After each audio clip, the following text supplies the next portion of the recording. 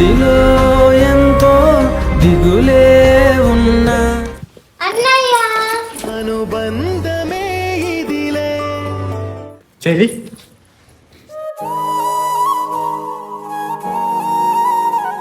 అన్నయ్య 10 మందిలో నా కొడుకు చేయబట్టుకుంటున్నావు. నా పరువేం కావాలా?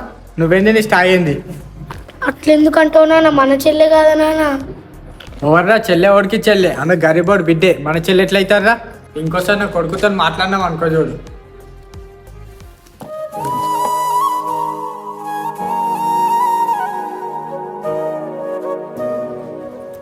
ఏమైందిరా ఏడుస్తున్నావు? ఏం కాలే నాన్న. చెల్లి చెల్లి చెల్లి అవి ఏమైందిరా? ఇలా కూర్చోద్దా? ఏమైంది?